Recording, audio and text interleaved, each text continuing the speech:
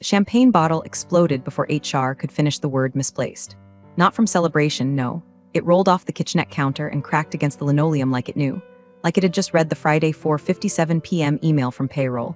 Due to internal adjustments, your annual bonus has been deferred. We appreciate your understanding. The rest of the office was already dead. Silent. Post-holiday party hangover, kind of dead. Desks still littered with cookie tins and passive-aggressive Secret Santa notes. My bonus? That was supposed to cover the final licensing fee on a project I'd been building in secret for 10 months. One more payment and the IP would have been mine. Legally. Permanently. Now it was hanging by a thread, and that thread just got frayed by the same people who ordered employee experience stress balls. I stared at the broken bottle. Way it leaked onto my suede boots like it knew the metaphor I was choking on. Misplaced, huh? Like they misplace umbrellas or office plants, or women's credit in meetings. I didn't scream, I didn't call legal. I didn't go to my supervisor's office and throw a desk phone like a righteous banshee. No, that's not my style. You don't set fires with gasoline when you already wired the building for demolition. Instead, I walked calmly, deliberately, past the Christmas tree still blinking in admin, past the frozen smile of Trish from HR who chirped, "Everything okay?" It wasn't, and back to my desk. Then I opened the binder. No one at the agency knew about the binder. Not the CEO, not the smug VP who called me kiddo in Q3 strategy calls, not even my fiancé, who thought I worked late because I was driven.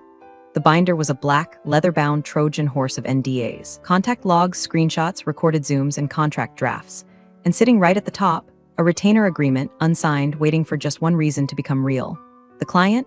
Let's just say their name makes boardrooms shake and stock tickers twitch. They were our white whale. We'd pitched them for 3 years. Dinners, flights, 4 rejected decks. I watched as my boss fumbled the last one because he thought AI optimization meant replacing interns with ChatGPT. Last week, the client called me, directly. "Do you have autonomy where you are?" he asked like he already knew the answer. I said I'd call back when the moment felt right, and it just did. I hit send on an encrypted DocuSign. Typed one sentence, "They misplaced my loyalty, so I'm reclaiming it with interest." I shut my laptop. Outside the office, my Uber was already waiting, a black Tesla I didn't order. Driver's name? Lucas, same as the CTO of the rival agency I'd been quietly building. He didn't say a word, just smiled like he knew, because he did, because this wasn't plan B. This was the plan all along. By Monday morning, they were bleeding. Not literally, though based on the CEO's face during the emergency all hands, someone might have checked for coronary. The Slack channels started popping at 6:42 a.m., a full hour before I normally got in. Did we lose X Corp? Someone whispered in BizDev. Then someone else posted the email, an official termination notice from X Corp's legal team, cold as concrete, addressed not to our firm but to me, at my new business email. That's when the panic hit full saturation. I wasn't there to see it. I was in a different office, one that still smelled like paint and fresh plywood, one that had a couch I picked out from an estate sale and a coffee machine that didn't feel like a war crime. Lucas had taken me straight there Friday night after the bonus stunt. We worked through the weekend, finalizing contracts, onboarding X Corp's assets, migrating the ad spend behind a wall they couldn't breach without setting off alarms. By sunrise Monday, we were real. Registered, banked, staffed. At 8:13 a.m., my ex-boss Mark called, didn't answer.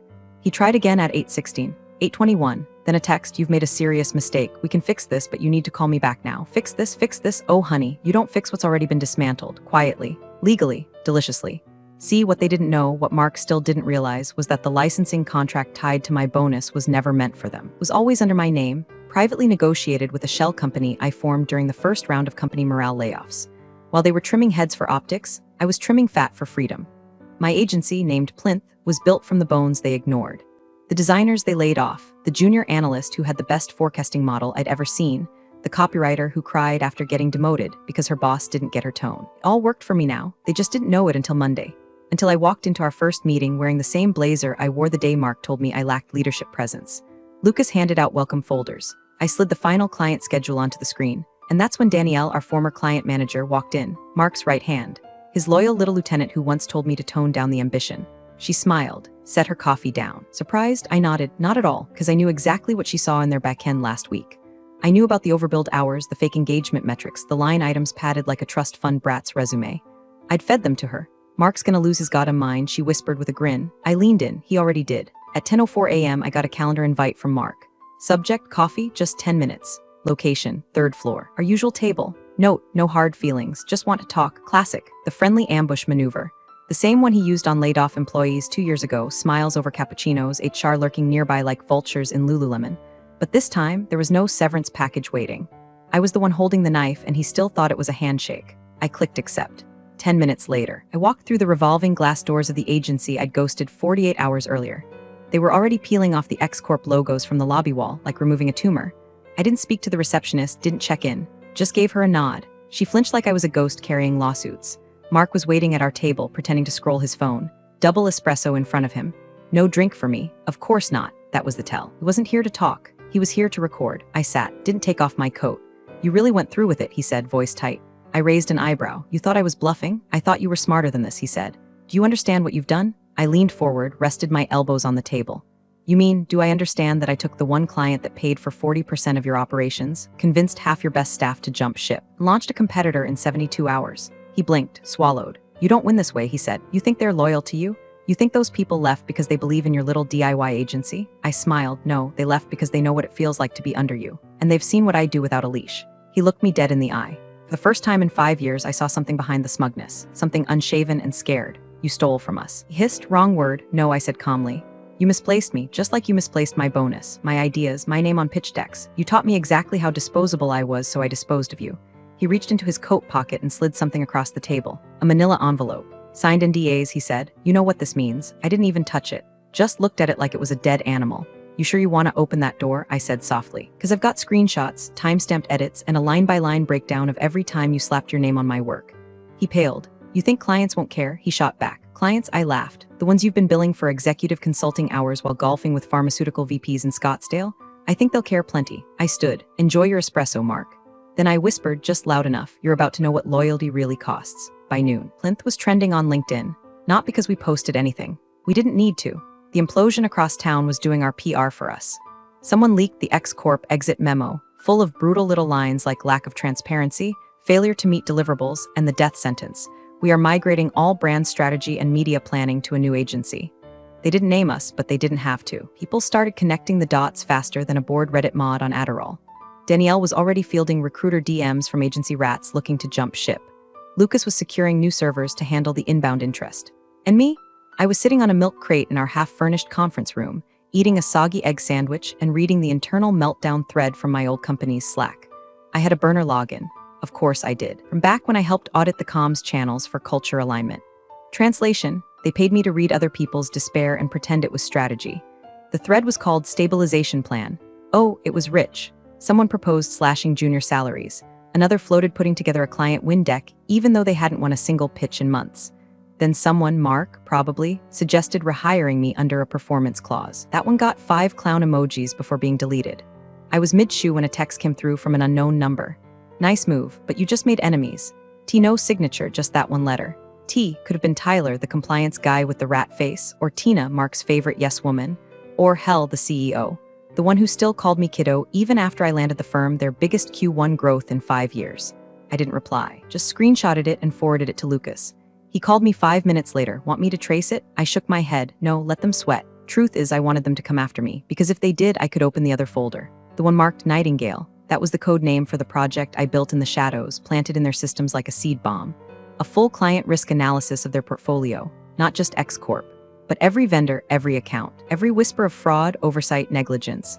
I used their tools to build the bullet that would gut them. I didn't plan on using it, not yet, not unless they went nuclear first, but Titak's message felt like a spark. Meanwhile, Danielle burst in from the hallway out of breath. You need to see this, she said, tossing her iPad onto the table. It was a video from X-Corp's internal town hall. Someone had leaked it to Reddit. The coup, red-faced and panicking, was trying to explain why their marketing pipeline had vanished overnight.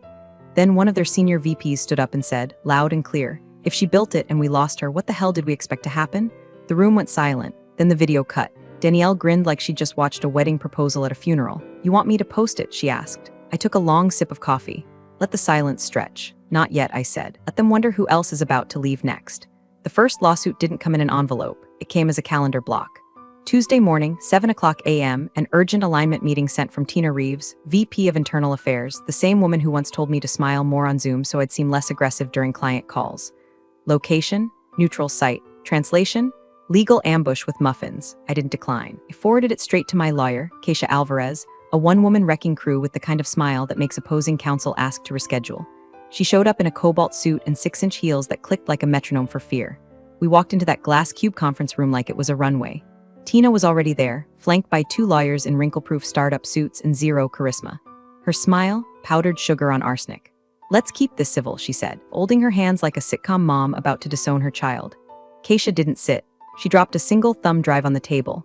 This contains the source files, timestamps, and original licensing contracts for the disputed materials. My client built them off-platform, on personal time, using personal equipment. You're welcome to challenge that if you enjoy losing in federal court. The suits exchanged glances. Tina exhaled through her nose. We're not here to litigate, we're here to negotiate. Keisha tilted her head. Strange, I don't see anything worth negotiating. Unless you'd like to issue a public apology for breach of contract and gender-based pay suppression, Tina cut her off.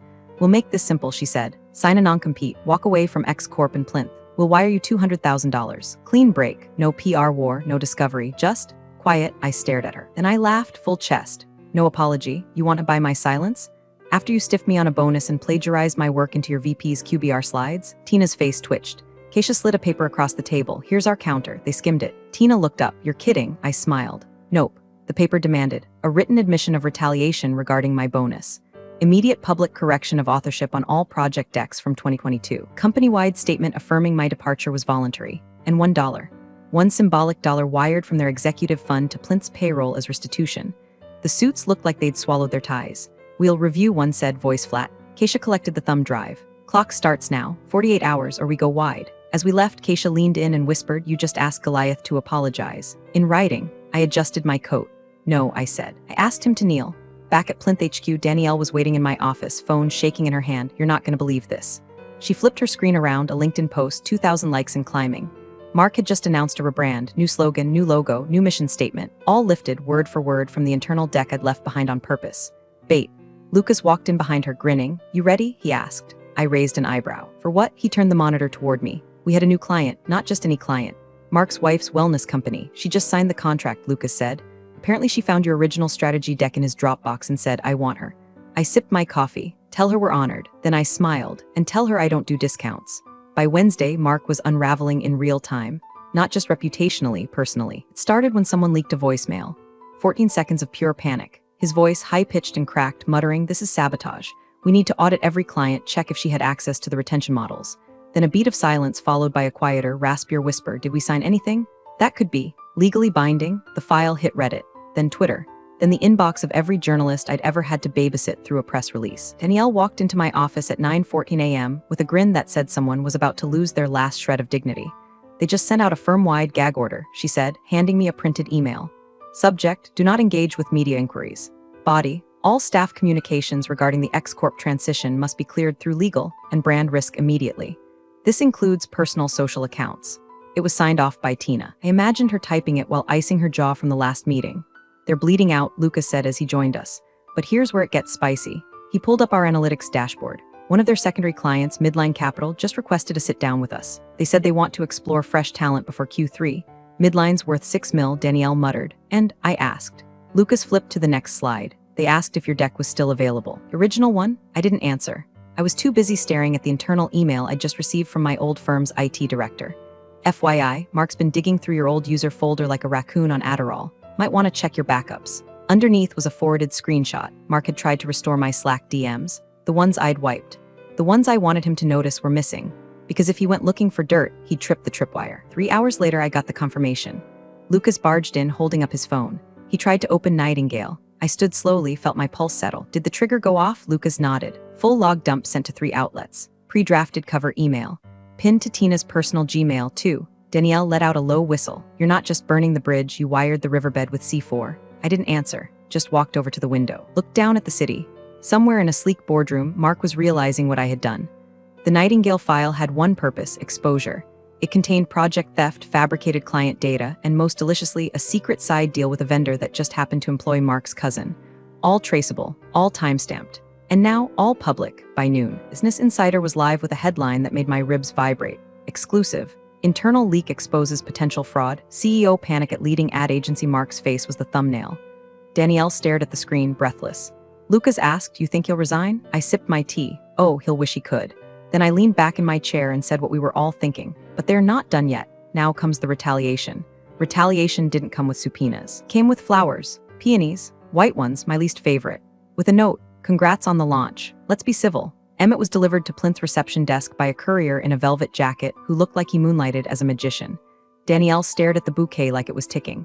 That man just tried to assassinate your reputation and now he's sending peonies? I pulled the card from between the petals and sniffed the stems.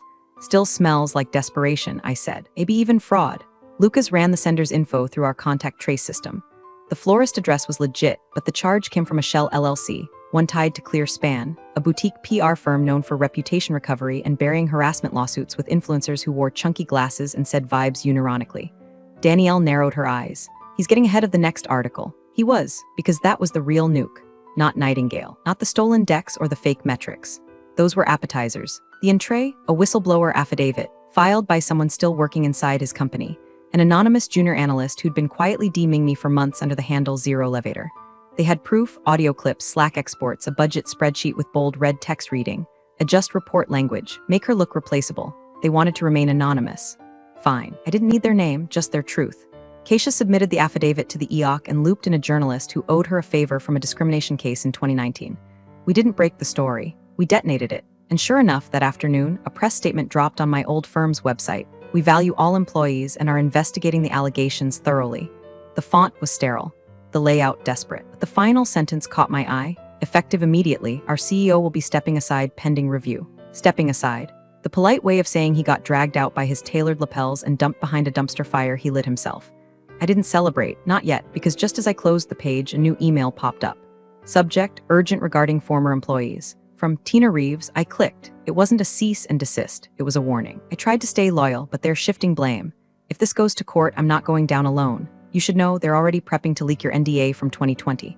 They'll frame it like you breached first, that you planned this while still on salary, that everything you've built is poison-pilled from the inside. I stared at the screen. It wasn't fear that gripped me. It was something colder, a sense of inevitability, because she was right about one thing. I did plan this while still on salary. Every strategy, every hire, every client nudge, but what she didn't know? I never signed the 2020 NDA. The version she had was unsigned, a decoy. Time-stamped, dated, but missing one tiny thing, my signature. And now, thanks to their threat, I had their attempt to forge it. Lucas looked up from his laptop, eyes wide. They forged your signature? I nodded slowly. Danielle whispered, that's jail. I stood, cracked my knuckles. Smiled for real. No, I said, that's leverage. Thursday morning, 6:03 a.m., I walked into our office to find Keisha already there, heels off, sleeves rolled, scrolling through her second iPad like she was orchestrating a hostile takeover of the Vatican. She didn't even look up. They forged 2 versions, she said. One with your initials, one with your full name, both garbage, bad kerning, wrong date format, and they used the old company logo. It's laughable. I sat down across from her, poured coffee from the pot she'd brought from home. You know what to do? Keisha nodded. I'm filing federal, fraud, breach, and retaliation. We'll go scorched earth. No, I said slowly. We'll go surgical. She raised an eyebrow. I want them bled out, not blown up. I want every client to choose to leave, every partner to disassociate. I want their brand to rot in the sun while they spin PR statements until their lawyers beg them to shut up. She smiled. You're darker than I thought. No, I said, I'm methodical. By noon, the story had evolved. The forged NDA screenshots, leaked anonymously of course, ended up on a legal tech forum and got dissected by keyboard-savvy paralegals like it was the Zapruder film. The conclusion? Clumsy, fraudulent, dumb. Then, one by one, dominoes started falling. Midline Capital publicly terminated their contract. Viro Lab, a biotech client who loved their ESG compliance, posted a statement saying they no longer align with Mark's company values. A former board member called for full leadership restructuring. And Tina, she jumped ship. Sent me a final email. I was loyal to the wrong people. I've attached everything I know. You'll find the good parts on page 6. Enjoy. She was right. Page 6 had the kicker. An internal memo from last year where Mark bragged about undercutting female leadership salaries to preserve margin optics. That was the nail. By Friday morning, their site was down, their Instagram wiped, and their LinkedIn banner changed to "We're hiring new chapter ahead," which is code for "We're bleeding interns and praying someone still believes in us." I didn't dance, didn't pop champagne. Instead, I stood alone in the plinth conference room, lights dimmed, watching our dashboard flash. Client retention 100%. Growth trajectory obscene. Press inquiries 47, all asking for comment from me. I gave none because sometimes the loudest statement is silence backed by results. Danielle poked her head in. You okay? I nodded. Lucas followed, holding a box. Someone dropped this off downstairs. No return label. He set it on the table and walked out. I opened it slowly. Inside, a torn manila envelope, shredded pieces of a forged NDA, and a $1 bill. Crisp, clean, no note, no apology, just acknowledgement. I stared at the bill for a long time. Then I took it, walked to our office corkboard, and pinned it dead center beneath a sticky note that read, value accurately reflected. War over. Empire standing. And this time, my name was on every damn door. Thanks for joining the revenge party, you wise rebels.